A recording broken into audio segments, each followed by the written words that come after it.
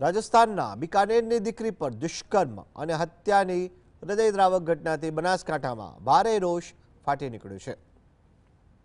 ડીસામાં ન્યાય સમાજ દ્વારા પ્રાંત કચેરીએ નરાધમોને ફાંસીની સજા આપવા ઉગ્ર માંગ કરાઈ। ધોરણ 8માં ભણતી માસૂમ બાળકી સુરક્ષિત નથી તે તંત્રની નિષ્ફળતા ઉપર ગંભીર સવાલ ઊભા કરે છે। પોક્સો અને આઈપીસી હેઠળ ગુનો નોંધાયો હોવા છતાં સમાજમાં ન્યાય માટે આક્રોશ યથાવત છે। શું સરકાર માત્ર કાગળ પર જ દીકરીઓની સુરક્ષાના બણગા ફૂંકશે કે આરોપીઓને કડક સજા આપી દાખલો બેસાડશે તે ચર્ચાનો વિષય બન્યો છે।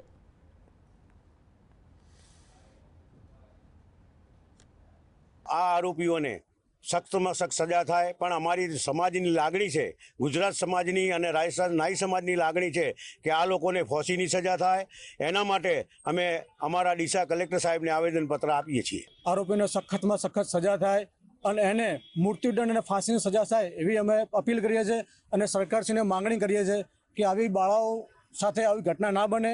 અમારી સમાજ માટે ખૂબ આ ખોટું કામ કર્યું, એટલે અમે સમાજ રાત દિવસ એમના સાથે જ છીએ અને અમને ન્યાય મળે, ઠીક છે, એવું સરકારશ્રીને પણ અમે સૂચન આવેદનપત્ર આપીએ છીએ।